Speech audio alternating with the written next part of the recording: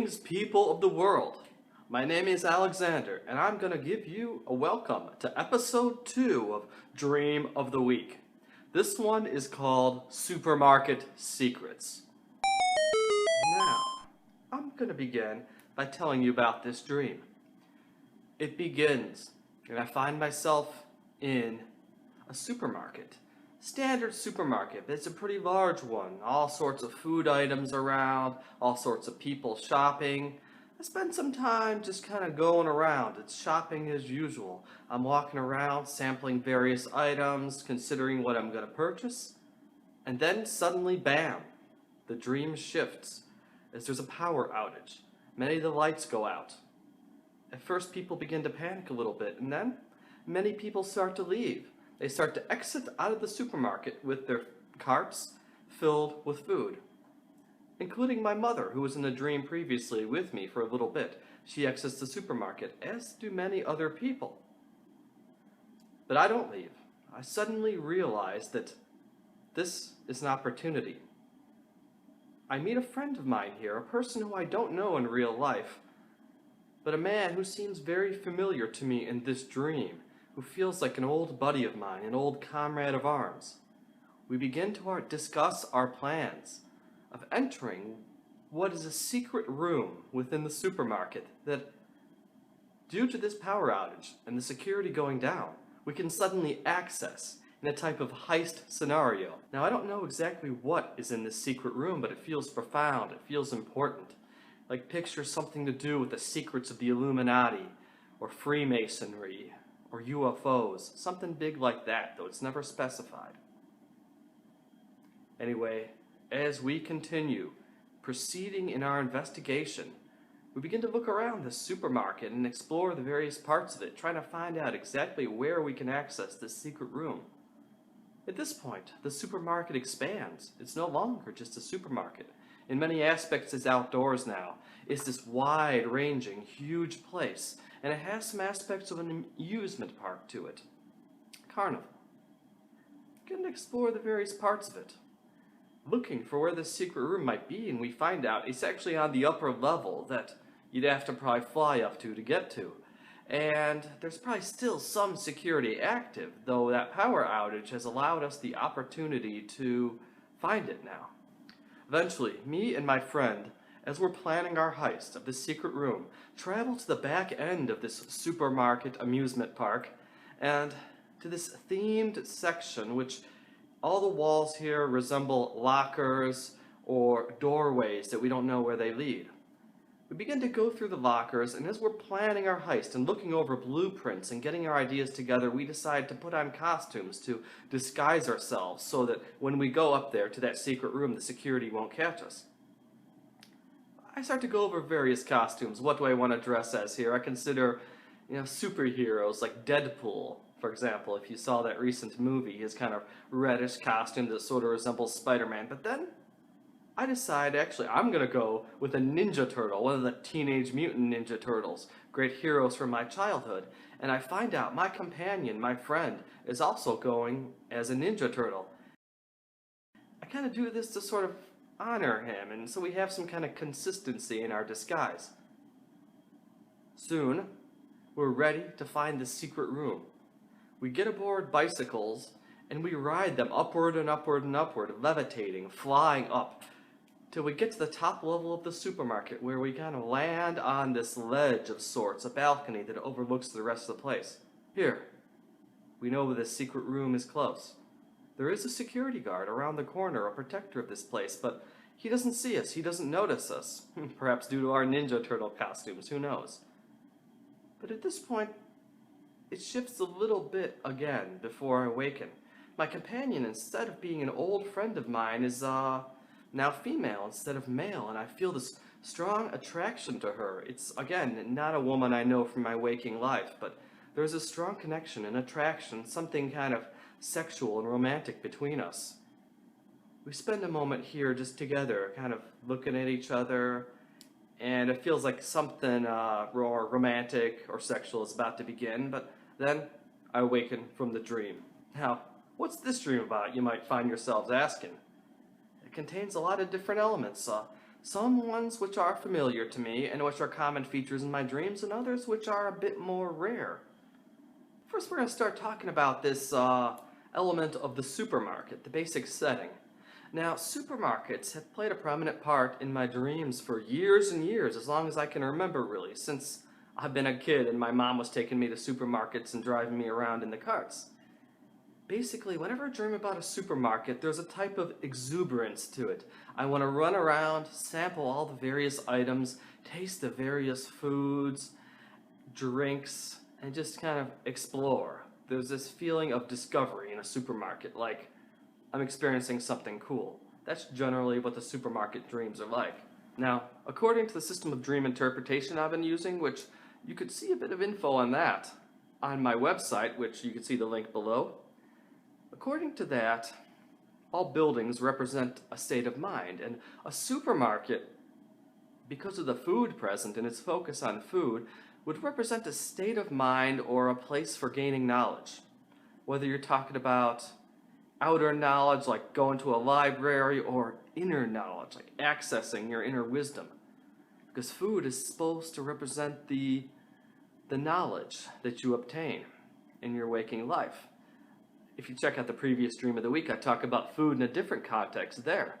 So it's interesting another food/knowledge dream pops up in this feed.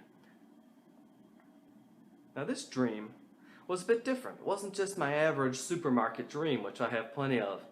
It contains certain mystical elements to it, some shifts that are going on. If we look at it in terms of an inner experience, in terms of everything in the dream representing some inner process going on inside of me, you can get some interesting results.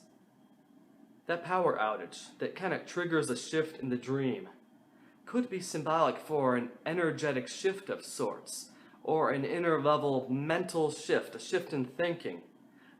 Now this power outage, this inner level shift, might be said to represent a temporary breakdown of all those conscious barriers, those conscious securities that prevent us from accessing those deep parts of our mind where really cool, fascinating stuff can be accessed.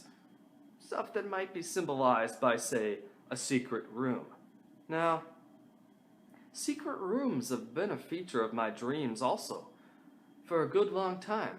I don't always dream about secret rooms, but when I do, there is something very profound to it. A sense of discovering something really awesome and life-shifting behind that secret door. Often a secret room is in the house, in a spot where, well, I've always been going, but I never noticed it before. And often inside are things that might be scary, but they might be really powerful and awesome too. The secret room to me, if you were to look at it symbolically, can represent things in our mind that we're not aware of. Let's say the house or any building represents our mind or a frame of thought. And every room in that building represents a different function of the mind. In that case, a secret room would be a secret function of the mind. Something that we're not aware we could do. A method of thinking and living that we're not aware was within us.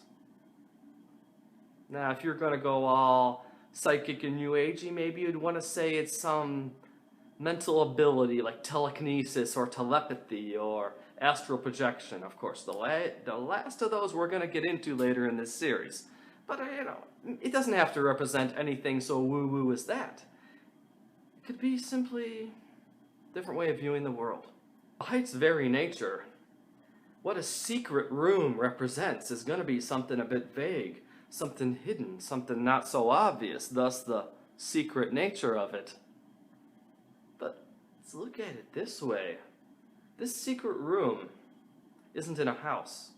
It's in a supermarket. And if, as I talked about above, a supermarket is a place for knowledge, then this secret room is probably a place of secret knowledge, or secrets hidden within seemingly innocuous knowledge. like knowledge hidden between the lines in a sacred text. Something esoteric, something not on the surface, something you have to interpret and decode and be a cryptographer to figure out. That's the kind of thing the secret room might represent. What exactly can that mean? Who knows? But it's interesting. My friend in the dream is another curious feature. It's a person that I don't know in my waking life. Not somebody I could identify as somebody I've ever dealt with. And yet, in the dream, I know them very well. There's a feeling of camaraderie with them. A feeling that I've gone on adventures with this guy, that he's my old buddy.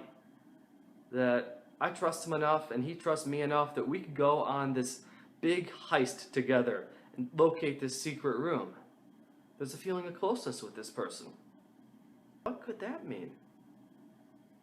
If you view everybody in the dream as being an aspect of yourself, a different aspect based on whatever personality traits they exhibit or what you think of them, then this would be an aspect of myself that I'm not necessarily that well acquainted with in waking reality. And yet, in the subconscious realms, in the realms of dreaming, this is a part of myself I know very well. Perhaps I could look at it as a part of myself that I'm becoming more familiar with because I know him pretty well in that dream and we're working together. That kind of just below the levels of conscious reasoning and awareness is part of myself I'm connecting with, that's helping me to achieve this secret bit of inner knowing that that secret room represents. Now, what qualities does this person have? Well, they seem confident, they seem like a good planner, they seem actually kind of an extrovert. Which, you know what? Looking at my life, I wouldn't call myself much of an extrovert. I've always had these introverted tendencies, content to sit back and observe and just experience things. Yet this guy's a planner, he's a doer, he's a confident kind of guy. I don't tend to think of myself as really having those qualities, but clearly I'm doing Dreamwalker Memoirs, I'm putting myself out there, talking to y'all beautiful people, and presenting my knowledge to others. I'm clearly exhibiting some of those traits. And I admit, it's my goal to do so more and more, to really expand upon that kind of aspect of myself. So I think it's reasonable to look at this person in the dream as representing that. And then we put on those costumes, those Teenage Mutant Ninja Turtle costumes. Now that might be something in the dream that people would say is just day residue. That's just leaking out from the conscious mind because, you know, there's a new Ninja Turtles movie coming out soon, and I remember them as kids. Whatever. But it could represent something. Say that the clothes we wear in dreams are representative of the way we present ourselves to the world, of our outer expression. Do I want to be a Ninja Turtle? Who doesn't? Everyone wants to be a Ninja Turtle, of course, but Ninja Turtles are fictional characters. They're imaginative characters. If anything, some dream interpreters might say it's because I want to present myself as an imaginative, creative person. Somebody who embraces their inner child kind of thing. Or it's just day residue. Doesn't really matter. It's an interesting aspect of the dream, though. And then we see near the end that my friend shifts identity from a man to a woman, but not really with the same features. Now this is something I've also observed in dreams, a person shifting from being one person to another person. Sometimes this involves people I know, sometimes it involves people I don't know, but it is a common kind of dream feature where identity isn't necessarily as stable as we see it in our waking lives. This to me is a clear indicator that, well, it is a dream, and that this person isn't indicative of any real-life person I'm going to meet in the future, because they have that shifting, dream-like quality to them. I've observed it in others in dreams too. In fact, in some of my more lucid moments, I've approached dream characters, in fact, told them I know that they're not who they present themselves as, and they've admitted to it. In fact, in one dream, my father, in a dream, admitted that he was a mental construct, and basically that everything was. Yeah, some people might say that the shifting of a man to a woman would suggest that this person, this aspect of myself, is both in the conscious and the subconscious realms for me. That these qualities exist on both levels, because they say that sometimes a male to a male dreamer can represent the conscious aspect, and a female, if a male dreamer's dreaming about her, represents a subconscious or less aware aspect, more instinctive and receptive. Whether that's true or not, it's an interesting feature to see that in a dream. So, unlike my previous Dream of the Week segment, here we have one that's a bit more complex, a bit more intricate. There's a lot of little potential symbols there to look through. And I found the more and more I remember about a dream, the more details will be in there. How much of it should I try to analyze? How much of it is conscious mind fluff that's just in there? And how much of it is valuable messages? I realized that I could try to find meaning in all of it. I could try to analyze every bit of it. And personally, I'm not sure how helpful that is.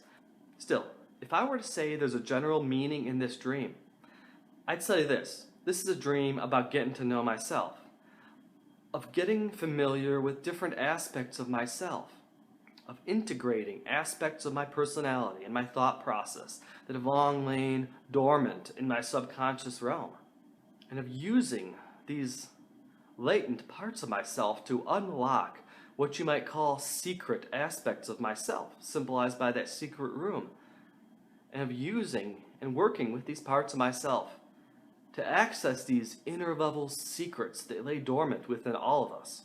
Now, you might say this is the kind of thing that could be done via self-reflection, via studying new philosophies and belief systems. It could be done via meditation, or even just reading a bunch of books. So what is this dream all about, really? Hard to say for certain. Dreams, to me, lie in this kind of in-between realm, this liminal space between those certain hours of waking that we have. It's a realm where nothing's really certain, where every symbol, every person, everything, every place is up for interpretation. It's difficult to find objectivity when working in the inner realms, I say, where everything seems ever shifting, ever uncertain, ever changing. Really, though, I found that that might be the case in the physical realm as well. That any seeming objectivity is really just a convenient fiction made up by reasonable people, by scientific types, to make their job a bit easier. Most among skeptical sorts would call things like dream interpretation pseudoscience. That is, it doesn't have a true scientific basis, even if you might use something that looks sciencey to analyze a dream. And they're right. I don't claim in any way to be doing science here. While I try to remain as reasonable as possible, I gotta realize that what I'm dealing with isn't an objective thing. Like I wrote in my article on dream interpretation that you could find on the blog, when we're dealing with things like dreams and interpreting them and trying to find some meaning in them, all the ideas we have are just guides. They're just ways for us to try to look at our experiences and to find some personal meaning in them. Am I going to say anything is absolutely true? No, I'm not. It's a guide to be used when it's useful to us and left behind when it's not. So there we have it, the second episode of Dream of the Week. Until next time, I bid you goodbye and wish you sweet dreams.